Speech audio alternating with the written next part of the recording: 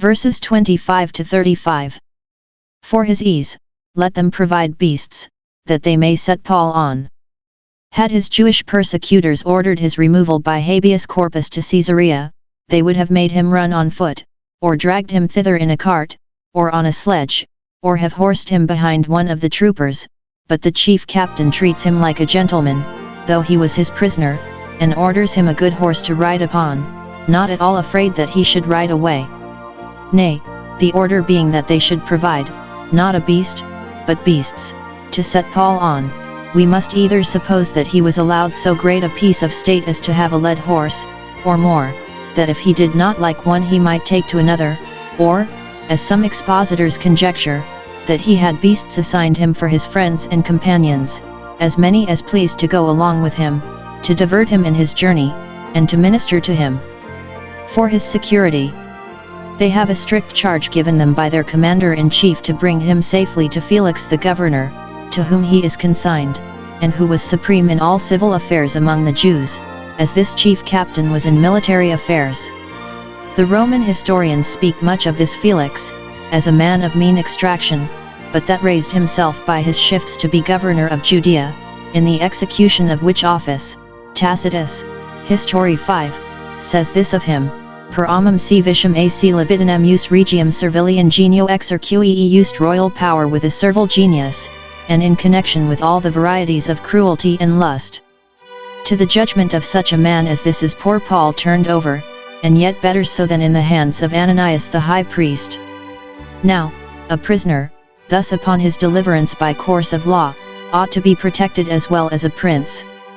The chief captain orders, for the greater security of Paul, that he be taken away at the 3rd hour of the night, which some understand of 3 hours after sunset, that, it being now after the feast of Pentecost, that is, in the midst of summer, they might have the cool of the night to march in.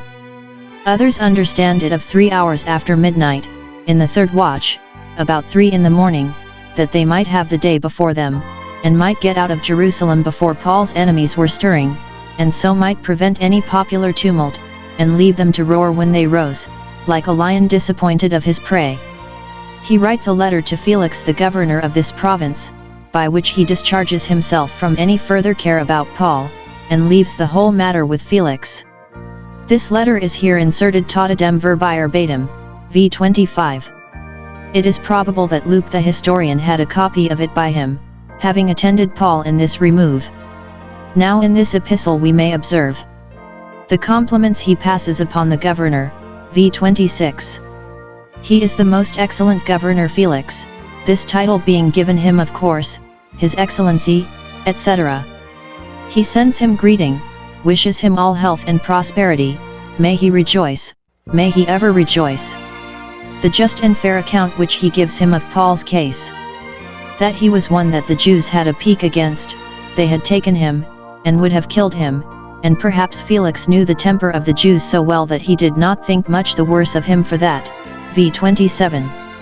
That he had protected him because he was a Roman, when they were about to kill him, I came with an army, a considerable body of men, and rescued him, which action for a citizen of Rome would recommend him to the Roman governor.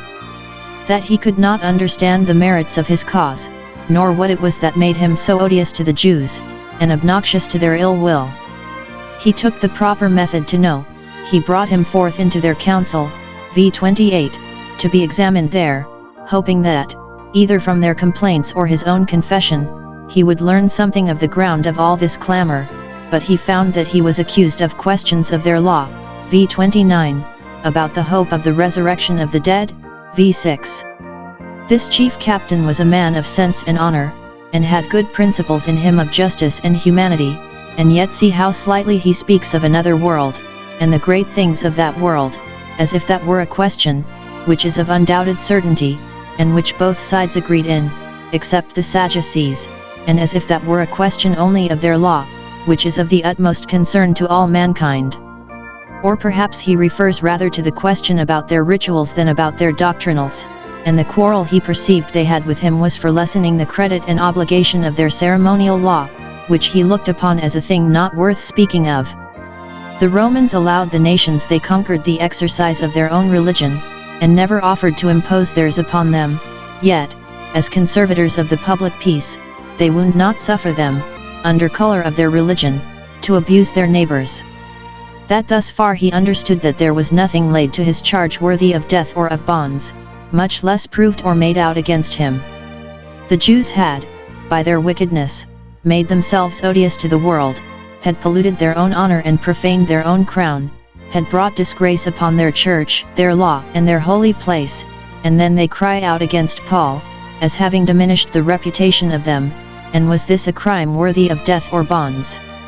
His referring Paul's case to Felix, v. 30. When it was told me that the Jews laid wait for the man, to kill him, without any legal process against him, I sent straightway to thee, who art the most proper person to head the cause, and give judgment upon it, and let his accusers go after him, if they please, and say before thee what they have against him, for, being bred a soldier, I will never pretend to be a judge, and so farewell.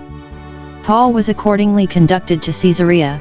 The soldiers got him safely out of Jerusalem by night, and left the conspirators to consider whether they should eat and drink or no before they had killed Paul, and, if they would not repent of the wickedness of their oath as it was against Paul, they were now at leisure to repent of the rashness of it as it was against themselves, if any of them did starve themselves to death, in consequence of their oath and vexation at their disappointment, they fell unpitied.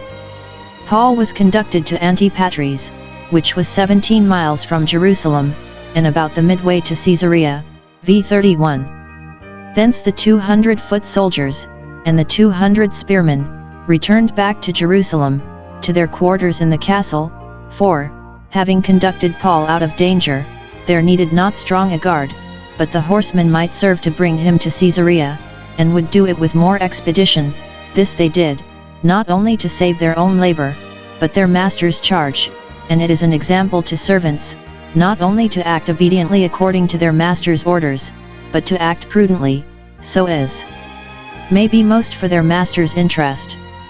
He was delivered into the hands of Felix, as his prisoner, v. 33. The officers presented the letter, and Paul with it, to Felix, and so discharged themselves of their trust. Paul had never affected acquaintance or society with great men, but with the disciples, wherever he came, yet Providence overrules his sufferings so as by them to give him an opportunity of witnessing to Christ before great men, and so Christ had foretold concerning his disciples, that they should be brought before rulers and kings for his sake, for a testimony against them. Mk 13:9. The governor inquired of what province of the empire the prisoner originally was, and was told that he was a native of Cilicia, v. 34. He promises him a speedy trial, v. 35. I will hear thee when thing accusers have come, and will have an ear open to both sides, as becomes a judge. He ordered him into custody, that he should be kept a prisoner in Herod's judgment hall, in some apartment belonging to that palace which was denominated from Herod the Great, who built it. There he had opportunity of acquainting himself with great men that attended the governor's court, and, no doubt, he improved what acquaintance he got there to the best purposes.